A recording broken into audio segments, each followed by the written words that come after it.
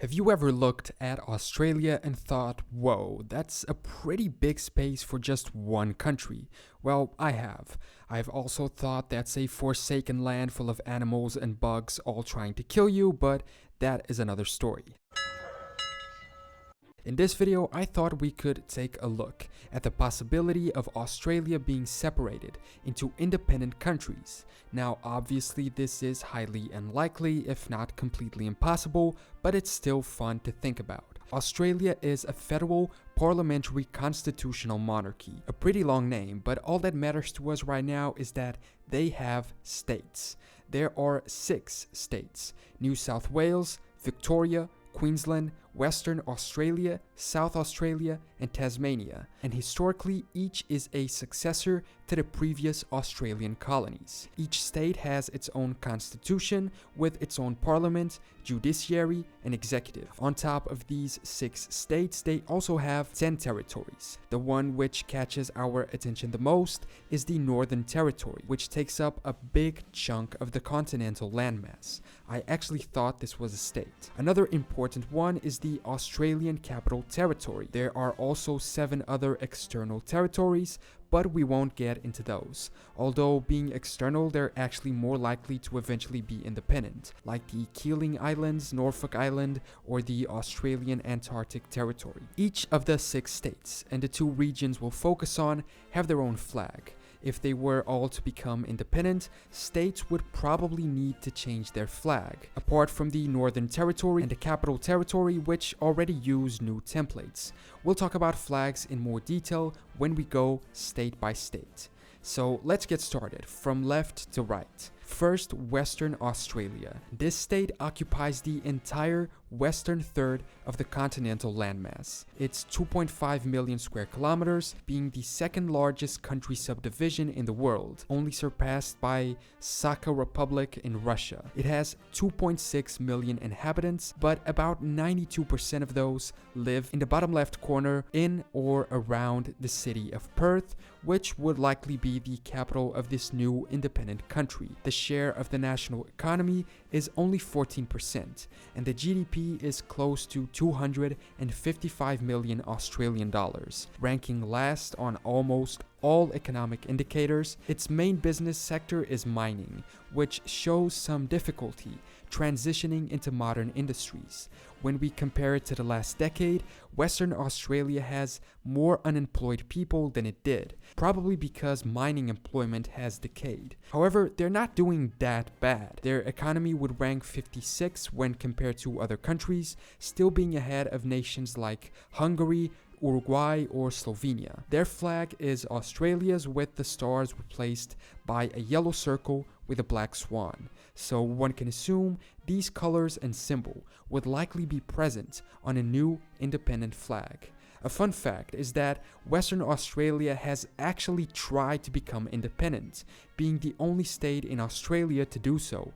Ever since colonization, they were the most reluctant to join the Commonwealth of Australia, and it's said they only did so because a large amount of people from the other states moved there to work on the gold mines. In fact, in a referendum in 1933, 68% of voters voted for the state to leave Australia and become its own autonomous territory as a part of the British Empire, but the British refused. Next, we would have an independent Northern Territory. The reason why this area isn't a state is a complicated one, but it seems to boil down to the fact that it doesn't have enough people and therefore enough tax revenue to support itself, so it needs funding from the central government. For instance, in 2016, the budget was only 29% self-generated.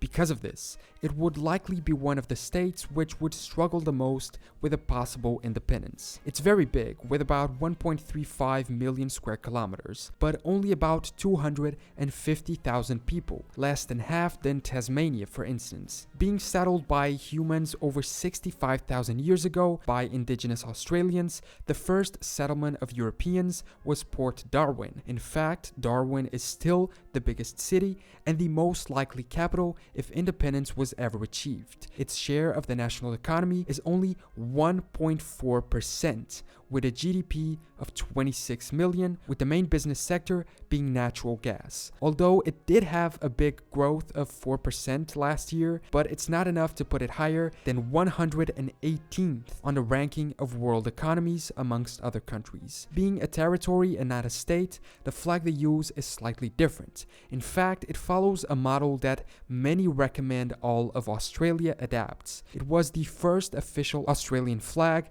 to not include the Union Jack, a tricolor flag with a black stripe on the left and a constellation of the Southern Cross in white. On the right is an orange field and a stylized Sturt's Desert Rose, a local flower. When Australia first came to be, the Northern Territory was part of South Australia, quickly being separated once they realized, hey, this isn't the South anymore. South Australia would be the 70th economy in the world if it became independent, and the main business sector is household services, although I have no idea what this includes, plus agricultural, manufacturing, and mining industries. Speaking of mining, they have what is called the Olympic Dam Mine, which is the largest deposit of uranium in the world, possessing more than a third of the world's reserves. It's around 980,000 square kilometers and counts with 1.7 million people. It's the only state to share a border with all other mainland states,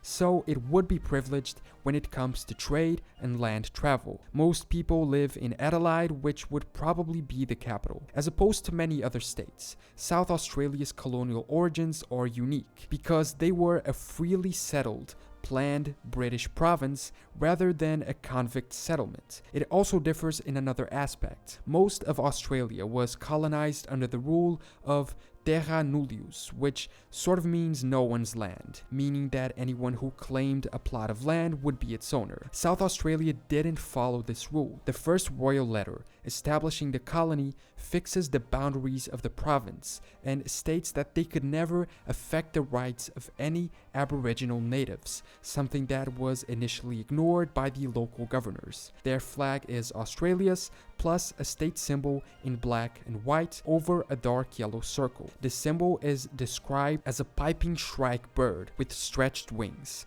so an independent flag would probably use these colors and element as well. Then we have Queensland. They are in the northeast and their population is significant, 5 million people with about 1.8 million square kilometers. It is the location of the first European arrival in Australia. In 1606, Dutch navigator Willem Janszoon arrived in what is now the state. In 1770, James Cook claimed the eastern part of Australia for Great Britain, and soon after, the prison colony of Brisbane was created, the state's current capital. Later on, the state was named in honor of the British Queen, and in fact, the earliest state flag contained a profile of Queen Victoria in replacement of the current seal. Currently, their flag is, like the others, Australia's plus the state seal, a light blue Maltese cross with an imperial crown in the center. However, there were other proposals for seals, these three, so in case of independence, maybe one of them could be recovered for a new flag, or just use the Maltese cross with or without the crown. Their economy is the 46th largest in the world when compared to sovereign countries, a reasonable result, with the largest sector being services, especially in business and tourism. So it seems that, so far, Queensland would be amongst the most likely to do well on their own in case of independence. Its neighbor to the south, New South Wales. Their capital is the world-famous city of Sydney, the country's most populous city. Their population is also the largest, with over 8 million people and around 5 million living in Sydney itself. Their flag carries their badge based on the coat of arms. It is a white circle with the cross of St. George, and inside it is a golden lion and 4 8-pointed stars. Before European settlement, there were an estimated 250,000 people in the region. And given the relationship of Australia with the UK even today, it's interesting to wonder whether state independences would change the focus back to more native culture. In this case, or regardless, in case case of independence, they would need a new flag. Some proposals use the state flower as a new symbol. In economic terms, it seems that it would be the strongest out of all these new countries. According to the State of States report by the Australian government, New South Wales is consistently strong across all indicators. It also has the biggest growth in business investment at 17.6%. If it became independent, it would be the world's 26th largest economy, a very good result. Like Queensland and all following states, the main sector is business services. New South Wales is one of only 2 states which has the HQ of a multinational firm, but who knows if they'd maintain the HQ should Australia dissolve. Interestingly, when it was first created, the colony of New South Wales included several other islands of the Pacific, including New Zealand, so who knows, in case of independence, they might join their Kiwi neighbors. But probably not. Inside New South Wales, we have another internal territory, the Australian Capital Territory. I guess we could kind of think of it in the same way as Washington, D.C. in the US. It is a federal territory of Australia containing the Australian capital city of Canberra. It holds the seat of the Central Australian government, so it's interesting to think what would happen to it in the case of separation and state independence. Would it become a small, landlocked sovereign country, or would it become incorporated into its surrounding neighbor of New South Wales? This option seems the most likely. Their population is only around 430,000, but they earn more money and have more qualification degrees than the average Australian. So New South Wales would probably be eager to incorporate them in all their infrastructure. It would rank 102nd on the World Economy ranking. It's a very small territory, so we can't expect an unbelievable result. There are certain physical limitations. However, they are number 1 on housing finance and second ranked on population growth. Just like the Northern Territory, they aren't a state, and therefore their flag is different, but following the same template as the Northerners, changing the colors to blue and gold, the colors of the city of Canberra. On the right, it contains a stylized version of their coat of arms in blue and white. The blue swan black on the coat of arms represents the native population, while the white one is said to represent the European immigrants. Next, Victoria.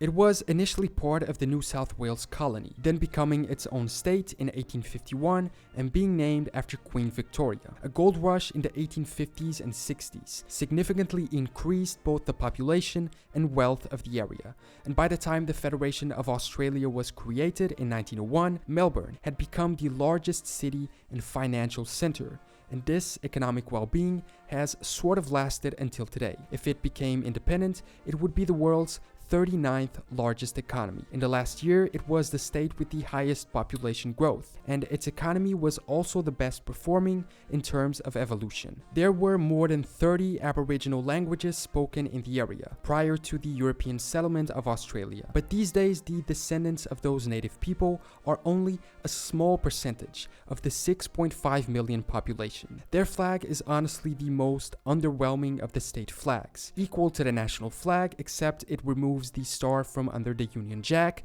and adds an imperial crown of St. Edward on top of the constellation on the right. In case of independence, I would think they would have a serious need of replacing it, especially because these independent states would most likely be republics, so monarchist symbols, especially related to their former imperial rulers, would probably not be used. They have other national emblems, like the sea dragon or the common heath flower, so one of these could become a new seal and symbol for an independent Victoria. And finally, the 8th independent state we would have, should this very unlikely scenario happen, Tasmania. The fact that it's separated from the mainland sort of makes this more likely in my head for some reason, but it's probably just as unlikely as all the others. It's located 240 kilometers south of Australia, an island of 68,000 square kilometers and around 500,000 people. Tasmania differs a lot from the rest of the country because 42% of its area is protected, being made up of national parks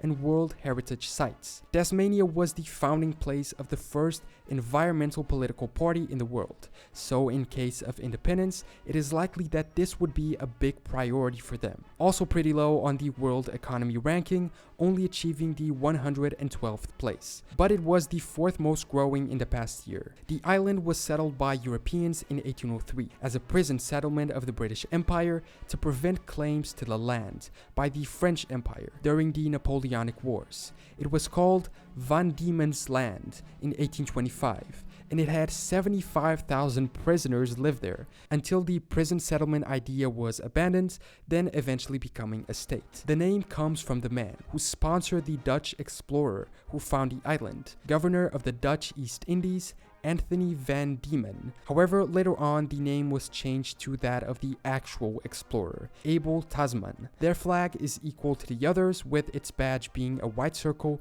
and a red lion. The meaning of the lion is unknown, but we can assume it has to do with England, so a new flag would also be necessary in case of independence. Their initial flag as Van Diemen's Land was this one, with blue stripes, so maybe that could be the basis for a new independent ensign. With a couple exceptions, such as West Australia and the Northern Territory, their economies are pretty good and would likely be able to support themselves in case of independence. Their populations are reasonably sized and would allow for a big influx of new immigrants as well. But there are other obstacles to dissolving national unity, such as military forces, the need to restructure government support to the population, amongst many others. So, despite it being fun to think about, it's highly unlikely that this will ever happen.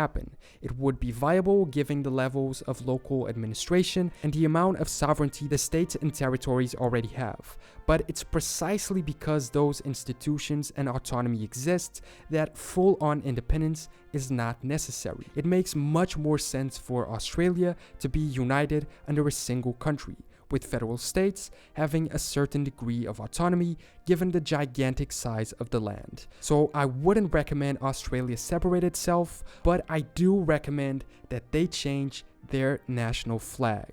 Anyway, thanks for watching the video. If you enjoyed it, subscribe and leave a comment below. Who do you think would do better as a country in a situation like this? Would you like to see it happen or not? And do you think it's even possible? I will see you next time for more general knowledge.